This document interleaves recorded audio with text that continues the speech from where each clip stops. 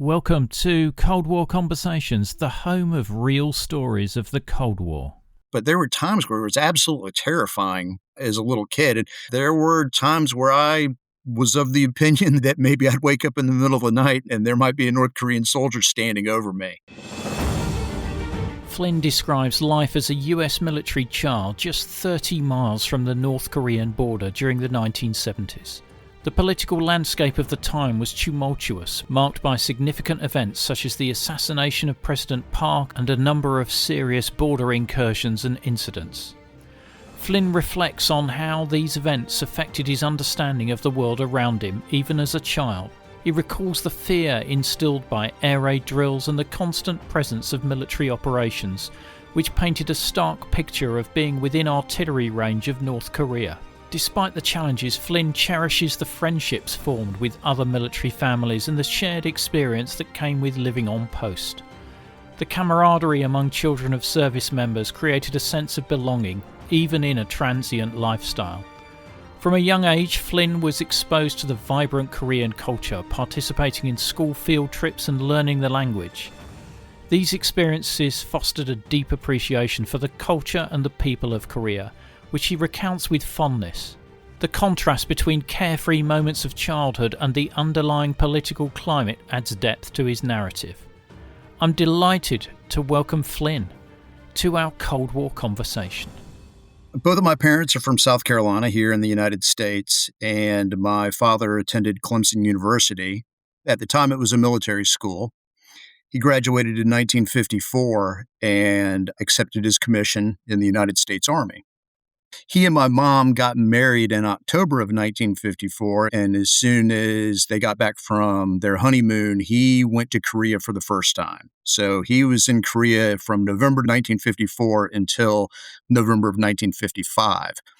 He had, as you can imagine, he had a few assignments. One of them was at the Pentagon in between when I was born, and obviously when they got married, they had three other kids. They were born in Oregon at Umatilla, where there's a huge chemical nerve gas depot there. My dad did a couple of tours in Vietnam, and upon his return, went to Command General Staff College at Fort Leavenworth in Kansas. And that's when I came along. My family likes to joke around and say that they obviously missed each other, with me being the result after getting back from Vietnam. My siblings are about 12, 13, 14 years older than I am. So that's the joke. Oh, yeah. Elder siblings. Always a nightmare. Always a nightmare. Did he talk much about what he saw in Korea? He didn't talk about it much, other than a lot of times they would forage for things like fresh meat and things like that. They would pheasant hunt. He did say that it was still very much, I'm not going to say it was an active combat area, but there were still people taking pot shots at each other. And so it was still maybe not hot, but warm. How about Vietnam? Did he tell you much about what he was up to there? He did later in life. Initially, he was part of the Ordnance Corps. And when he originally went over for his first tour, was involved with the normal things that you would think somebody would be involved with the Ordnance Corps: munitions, making sure that supplies were correct. He spent some time out in the field. His second tour was a departure from the first. He had an office in Saigon, and when he did open up about these things later on in his life, he described it as counterinsurgency. The pictures that we have from him in Vietnam for the first tour, he's always in fatigues and things like that. For the few pictures that exist from his second tour, it was always a Hawaiian shirt and that kind of thing. From my understanding of it, he paid for information in Saigon. And for people who were playing both sides of the street, both giving information to the United States and South Vietnamese government, and at nighttime, they were working for the North Vietnamese and the Viet Cong. An odd situation, but that's really all he had to say about it. Fascinating. So, effectively, your first posting is to Korea in 1976, I think. What was your first impression of Korea? Because you would have been about 6, 7 years old then, wouldn't you? Yes, I would have been. So before we were in Korea, we were at Picatinny Arsenal in New Jersey and went from Picatinny Arsenal to Yongsan Army Garrison in South Korea in Seoul. My first impressions were it was like any other army base that I had lived on. We had lived at the Davenport Munitions Depot in Iowa and then had gone to Picatinny Arsenal in Jersey. So I really didn't see a whole lot of difference. Army soldiers, just that there were Koreans there. So there really wasn't any difference other than everything being self contained on post commissary, movie theaters, elementary school, high school, swimming pool, golf course, that type of thing. It was, other than the schools being there, it really wasn't much difference. We arrived in late July of 1976, and Korea is a very hot place in the summertime and a very cold place in the wintertime. I do remember it being quite warm. Did you get much time outside of the base and see the rest of Korea? We probably weren't supposed to do this, but we would often go outside the gate and never venture more than maybe 200 or 300 yards there. And there are gates all around the garrison, but there was one specifically that I remember where there were a bunch of stores and things like that was very easy to walk through, and it was a side street. Some of the busier gates, the one that connected the north post with the south post, which in the south was where all the residents were, where the schools were, and that type of thing. And the 121st evac was there. The north side is where all of the office buildings were and that type of thing. So you did have to cross over a pretty major thoroughfare, like right in the middle of Seoul, Korea, to get from one to the other. Being an elementary school, I think the Department of Defense schools did a really good job of showing us what Korean culture was all about. We did do field trips. We went to places like the Korean Folk Village. We went to places in Seoul. We went to Daegu. So they did really do a good job of kind of exposing everyone to the language. At one time, I knew how to count to 10 in Korean and still remember how to say hello and goodbye and thank you and you're welcome and that type of thing. Also, getting us exposed to the food. That was something that was really interesting. They really did do a good job of exposing us to Korea and the culture. What were you told about, like, the political situation in the DMZ and the military side of things? As I mentioned, we arrived in late July of 76, and my parents were always very into current events and things like that. We essentially had one English speaking radio station that was always on at the house, AFKN radio. There was one television station in English, which was AFKN TV, which is Armed Forces Korean Network. And we received stars and stripes every day. And there was no such thing as the internet back then. And I would read the paper. I'm not going to necessarily say I understood everything that was going on. I'd start with the comics and work my way through it. But from the TV and the radio constantly being on, we had a pretty good, or at least I had a pretty good idea as a kid as to what was occurring. So about 3 weeks after we arrived in Korea, that's when the axe murders happened at the DMZ. And that was really my first exposure as to what was going on. My parents didn't talk about what the political climate was. They didn't communicate any opinions about President Park, who was the president of South Korea at the time, or anything like that. That was really never a discussion. It was a matter of knowing what was going on from hearing the radio and reading it in the paper. And when this happened, I've got an older sibling. She actually graduated from high school at Seoul American. So I'm sure they had discussions about it, but with somebody 6, 7, 8 years old, that really wasn't a topic of discussion. And I did have questions about the axe murders, which is a crazy thing that happened. There was a tree that was blocking the view of the DMZ. There were 2 U.S. Army officers that led a group of South Korean soldiers, and I'm going to use the term ROK or ROK, which is Republic of Korea. So if I say ROK soldiers, that's the differentiator between a U.S. soldier and an ROK soldier. And obviously, because it's a demilitarized zone, you can't take weapons in there. And they were confronted by a group of North Korean soldiers, had their axes taken away from them, and they were actually murdered with their own axes. When that happened, that was my first wake up call as to this being a dangerous place. And there were a number of things that occurred after that that really allowed me to form my own opinions about the country and the situation. Yeah, we'll dig into that. And I think one of the victims your dad knew personally. Yes, Captain Arthur Boniface. My dad knew him. He was accompanied by another U.S. Army soldier. He was a first lieutenant. His name was Mark Barrett. But yeah, my dad did know Captain Boniface. And as a result of that incident, there was a follow-up Operation Paul Bunyan. Can you just tell me what that was? Yeah, so 3 days after this occurred, and I remember this quite vividly, the entire peninsula went on very high alert.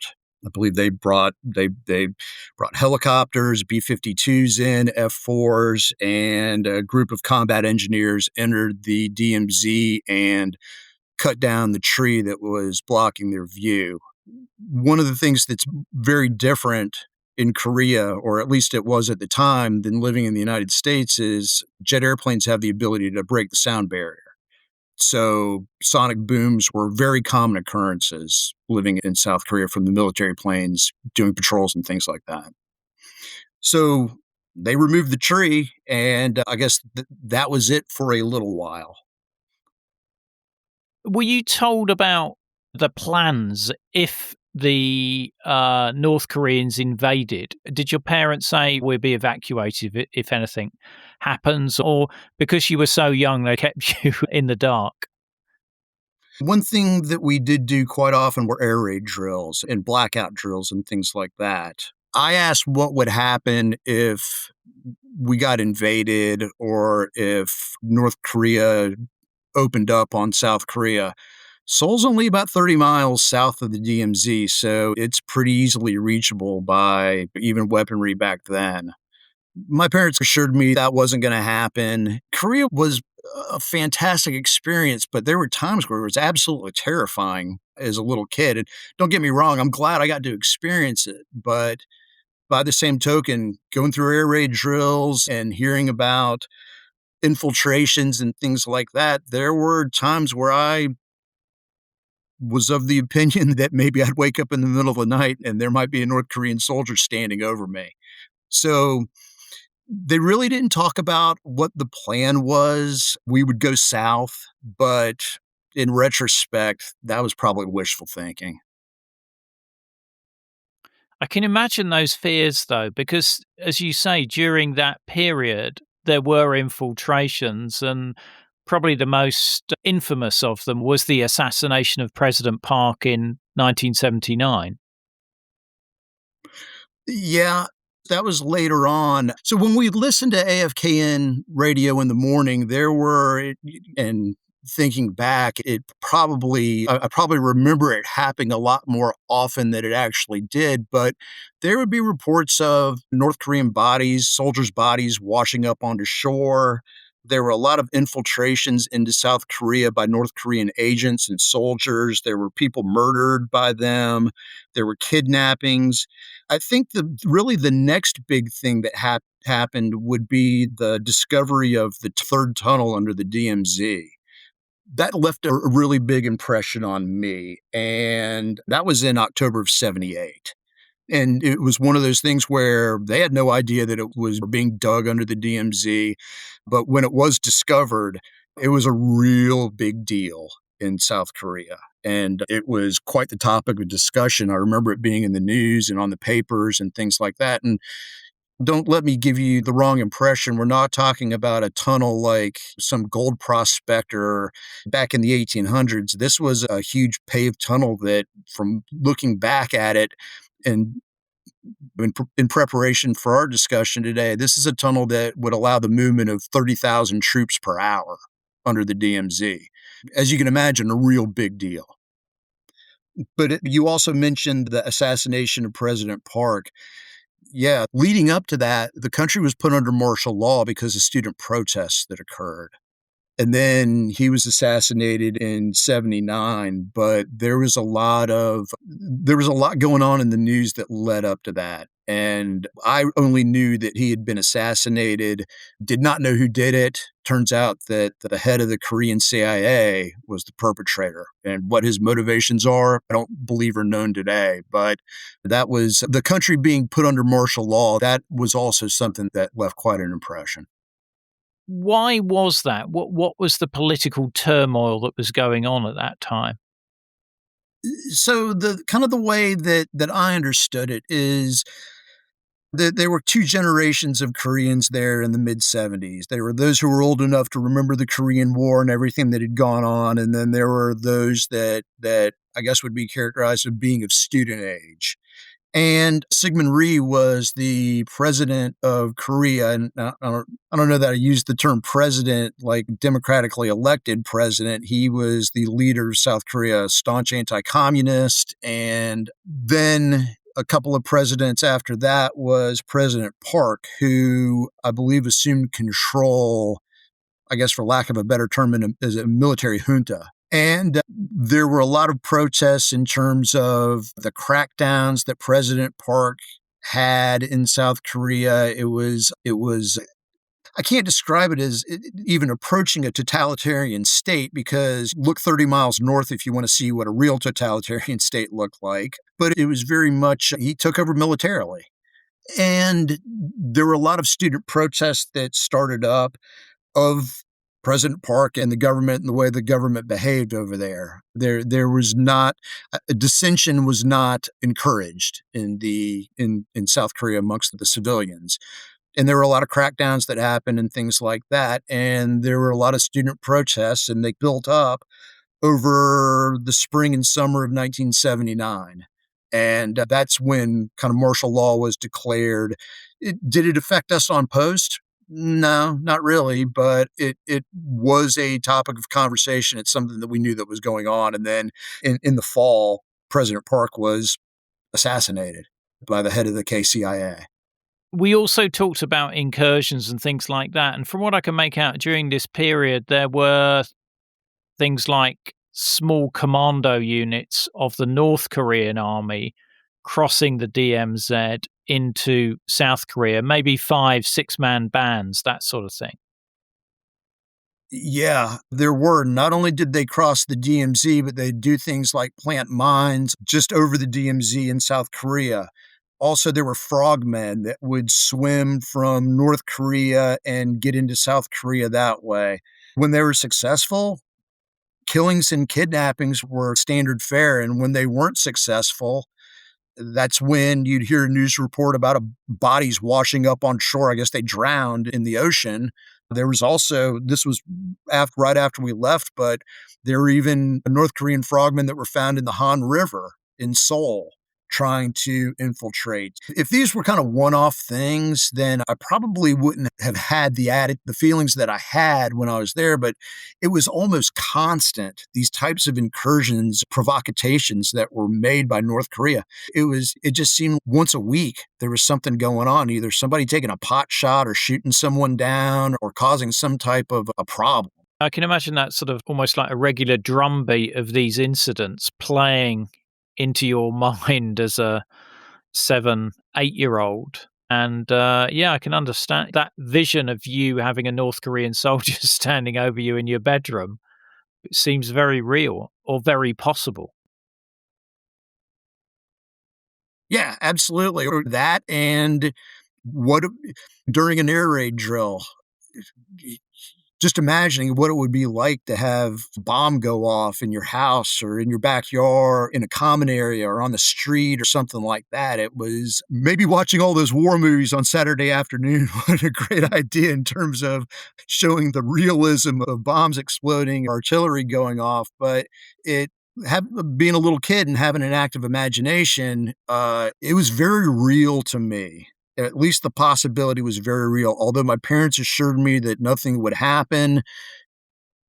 And your friends are probably pretty similar with that, and you talk in the playground or whatever, and you almost wind each other up. With your father being a US Army colonel, did he have extra security or not?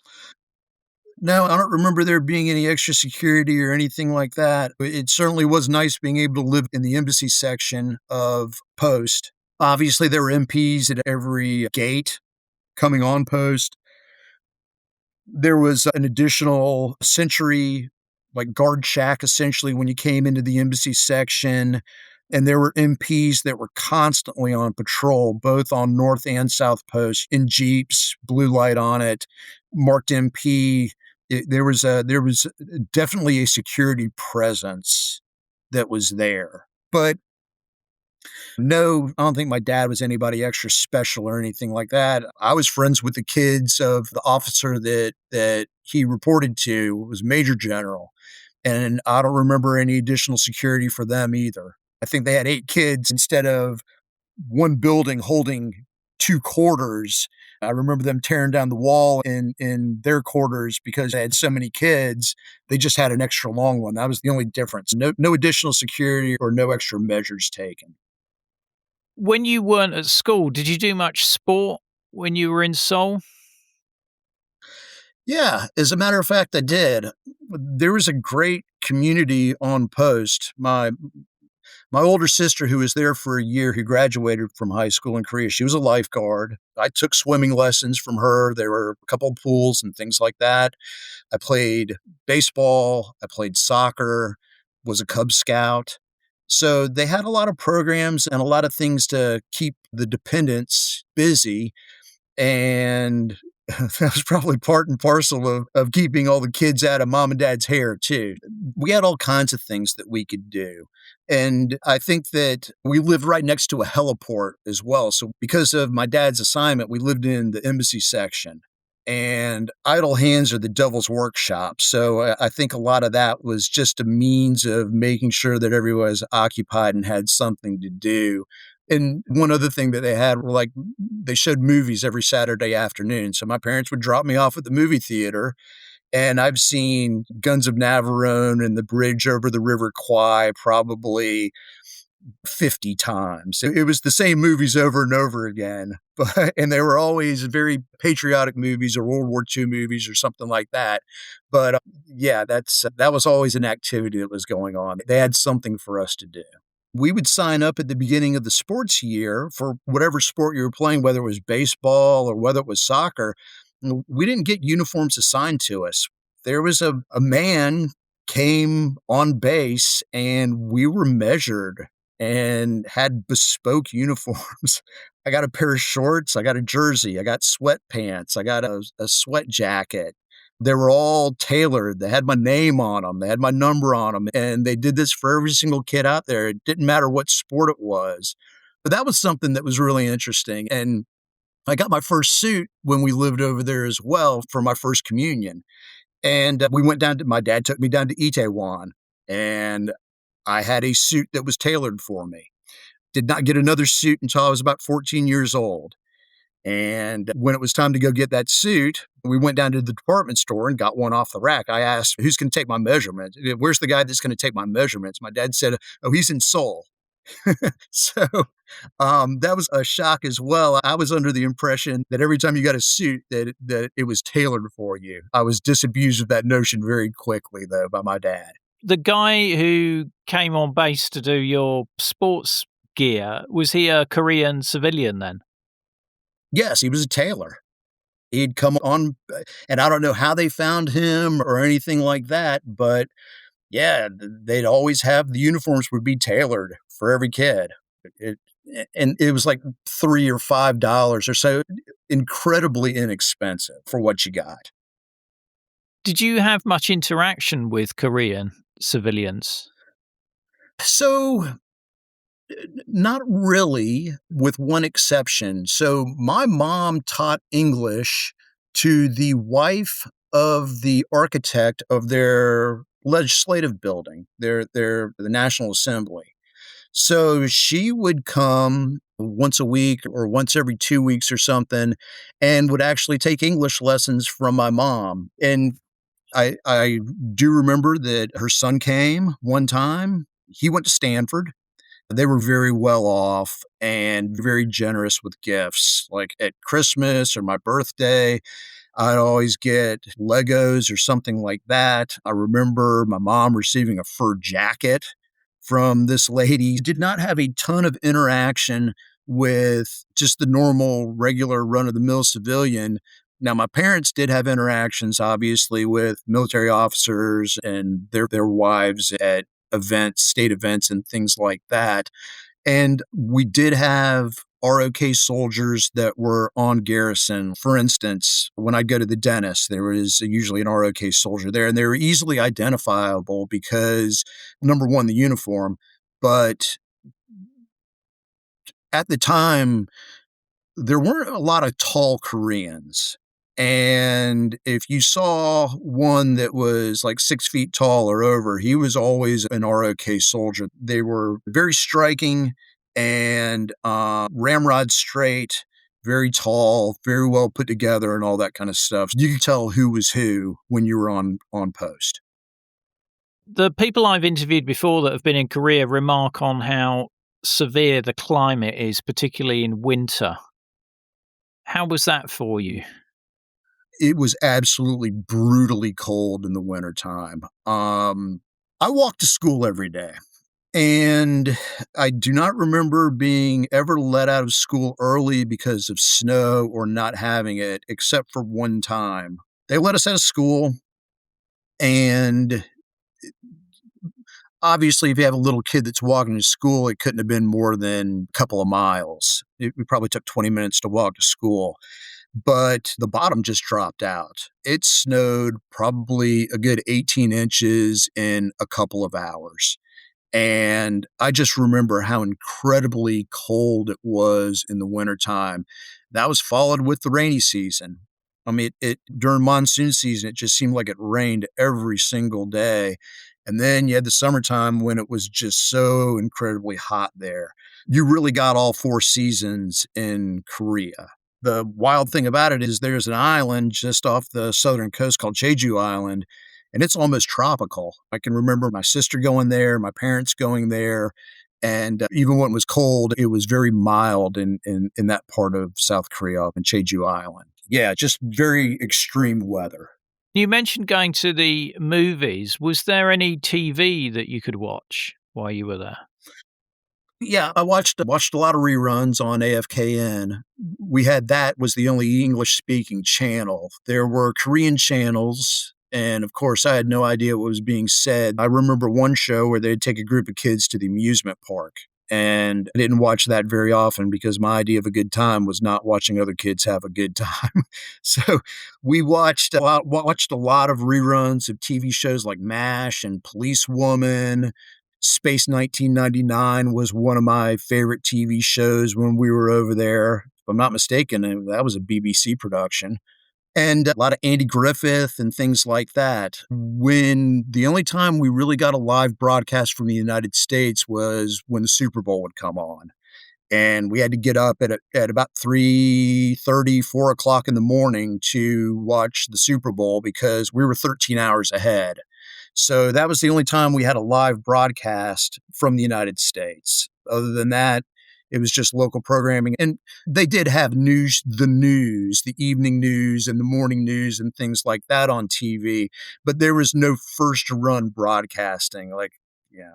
And that was always a subject of discussion when there were dependents constantly rotating in and out of Korea. So I remember being a kid, we'd always ask what TV shows were popular and what's on TV. And I'd only heard of The Love Boat until I came over and saw it.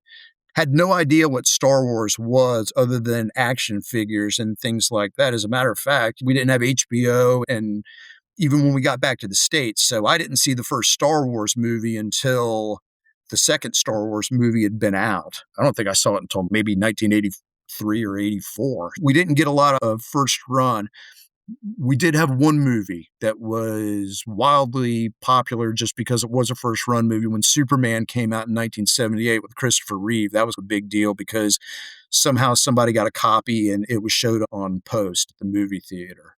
But there were other things that we did. Armed forces parades were a big deal. We had Armed Forces Day every year, and there were parades and things like that. So there were other forms of entertainment, just not first run TV or anything like that. And there was some popular music that was played on AFKN radio, just depending on whose show it was and when it was being played. So that was it in terms of entertainment.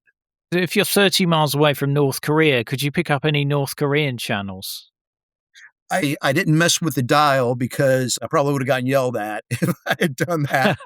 And so there was no need to change the channel on the TV. And in terms of the radio, they just kept it on AFKN radio. So I knew of no broadcasts. Strangely enough, we did have a shortwave radio, but I do not remember it.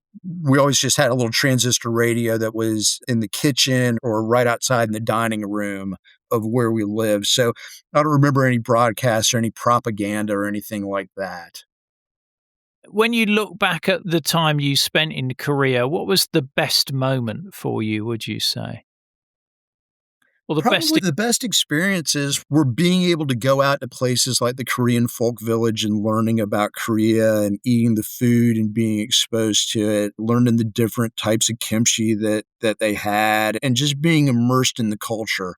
It was such a and I told you at times it was terrifying, but when it wasn't, that was some of the most carefree times I've had in my entire life. We lived in a little self-contained area in Seoul, Korea. It was always cool to open up the paper, and when there was a picture of my dad shaking hands with somebody who was like a lieutenant general in the South Korean army or things like that. It was always cool to see something like that. I really enjoyed playing sports. I really enjoyed scouts when I was there, but just being able to go really wherever you wanted, whenever you wanted, albeit on post, it was just a lot of fun. And being able to see all the military equipment, just like any other little kid, your dad's your hero, and being able to go places and see the military equipment and see helicopters in flight and jets flying over. And as I mentioned, we live right next to a heliport. There were constantly helicopters coming in and landing and taking off. Between that and the sonic booms, my mom used to complain all the time that she couldn't keep a straight picture in the entire house because of the booms and the vibrations of the helicopters. That was what I really enjoyed about living in South Korea, was just being immersed in a completely different culture and being able to see the people that were there. We did have there would be vendors that would come and, like, at the time, selling brass figurines or like large plates. And when large, we had one that was probably 30 inches in diameter. I imagine that a lot of the brass came from leftover shell casing, artillery shells, and they turned them into beautiful pieces of artwork. And it was not uncommon for people to go door to door to sell art, or we got a lot of furniture over there and still have it today. My sister has some, I've got some, but just beautiful stuff. And learning about the culture of South Korea, and they've always been stuck in the middle between China and Japan, and learning about the different dynasties and where the Korean language, where Hangul came from and who invented it and that type of thing. It was just incredibly interesting to me. And I'll be the first to admit I'm nerd about things. I love learning about stuff and learning how things work, and just that natural curiosity. There was always something to be curious about in Korea. It's really interesting that the effort that the army was making to educate you in the history of the place and the customs of the place as well. It's not something you would imagine them doing, but it's great to hear that. Because of the rotation of troops in and out of Korea, was it difficult to retain friends? You know, that's a good question, and it's something that I've thought about often since my dad retired and living a civilian life, so to speak, not being an army brat anymore. It was one of those things where when it was I always hated it to see one of my friends leave, but that didn't matter whether we lived in Korea or whether we were at Fort Lee or whether we were at Picatinny Arsenal or wherever we were. And every kid was in the same boat. I think it was nice because everybody just accepted everyone for who they were because we were all living the exact same life. It was very easy to make friends on post.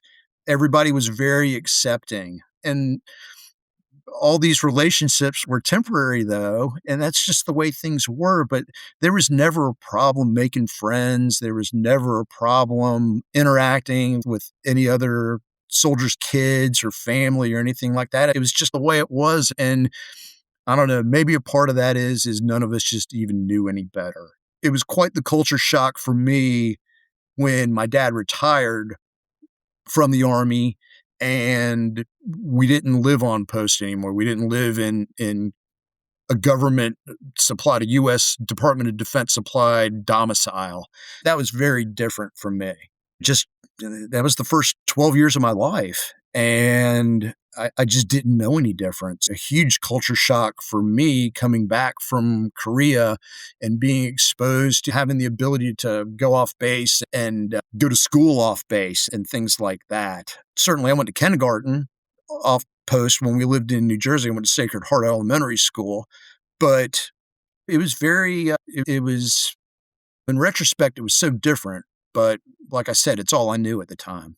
We talked about what was the best thing about or the best experiences you had in Korea. What was the thing that really got your goat or was the worst side of things in terms of being in Korea? Blackout drills terrified me. And just having not a single light on, neighbors didn't have their lights on, we didn't have our lights on, no one had their lights on. And knowing that the enemy, I'm using little air quotes right now, but knowing the enemy was 30 miles away and with all the provocations that they had made between the axe murders, they shot down a helicopter over the DMZ, finding the infiltration tunnel, listening to the news and hearing about North Korean agents trying to infiltrate and washed up on shore. And when they did, they'd murder some people or kidnap people. That was terrifying. And that was probably as you can imagine, that's the worst part of it. It was that, and in our house, the water heater only held about 20 gallons. If you wanted a warm bath, I can remember my mom heating water on the stovetop, boiling water, dumping it in to get things going. And then that's how I got a hot bath. Needless to say, we took a lot of showers, but not one after the other there. So those were the two things, not having hot water and being terrified of the latest thing that North Korea would pull. And as a family, did you end up in the services or not? Did you follow in your father's footsteps? No, I didn't. My dad didn't encourage or discourage us from joining the military. He was not somebody who, being a colonel in the Army was not his entire personality. And it was one of those things where had he not gone to college on a scholarship, and his dad died when he was about 6 years old, and he got a scholarship for children of orphans or somebody whose parent had died. And you really accepted his commission because that's something that he thought would be interesting and wanted to serve his country and all that kind of stuff. It was an opportunity for him, but he didn't encourage any of us to. Now, don't get me wrong. Just because he didn't encourage us doesn't mean that he didn't have a bad thing to say about the United States Army or the Department of Defense or any of those things. But no, it's not something that I really considered as a career. Strangely enough, I've got a daughter who is interested in going to dental school, and she's approached us about perhaps joining the service to pay for dental school tuition. I don't see the military or any branch of the service as bad. It was a great experience for me, and I've got the utmost respect for the service members of this country. And really, not only them, but not only the sacrifices they make, but also the sacrifices that their families make as well, whether they're deployed by themselves or whether their dependents go with them. It's not always easy for people.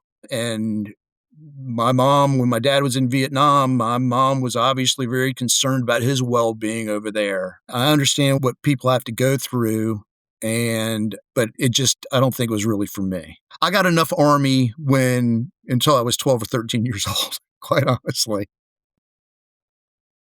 The only other thing that I can think of is shortly after we got to Korea, I got hit by a car and had to go to the 121st evac, which was, I don't know, maybe a quarter of a mile down the street. Was put together there. My face was put back together by a plastic surgeon who just happened to be there from being assigned to Tokyo. That must have gone down well with your parents, but how did that happen? I was not paying attention, and this was on post. Ran out in the street, and without looking, in between two cars, and a taxi was coming along. And it was not unusual for service members to have kind of a part-time job. So an American soldier was actually driving it and obeying the speed limit. That was not something that happened a lot with the Korean cab drivers. I can remember going into downtown Seoul and taking a cab with my parents or my sister or something like that. And it was a free-for-all the way they drove over there. But got hit, ate pavement, ended up getting stitches like from my brow all the way down to the end of my nose. And I think I ended up getting somewhere around 70 stitches on my nose, and then probably another 20 underneath my chin. They thought I'd ruptured my spleen, but that didn't happen, apparently. But yeah, there just happened to be an Army plastic surgeon there from Tokyo, and he put my face back together at the 121st evac hospital, which, like I mentioned, was like a quarter mile down the street. So very fortunate in that respect, not only in terms of who was driving, but also who was there to put my head back together. But really, my impressions of Korea are that I've always wanted to go back there, and I've always felt a connection to the Korean people and all the horrible things that they've been through over the years. And it's a very special place in my heart and in my memory from the time that I got to spend there. I really feel like I was given a great opportunity for being able to live there in the places I got to see, go, and the people I got to meet. They really are incredibly kind and just great people. I just can't say enough about the Korean people. Don't miss the episode extras such as videos, photos and other content. Just look for the link in the episode information. The podcast wouldn't exist without the generous efforts of our financial supporters, and I'd like to thank one and all of them for keeping the podcast on the road. If you'd like to help, go to coldwarconversations.com/donate. The Cold War conversation continues in our Facebook discussion group. Just search for Cold War Conversations on Facebook. Thanks very much for listening, and see you next week.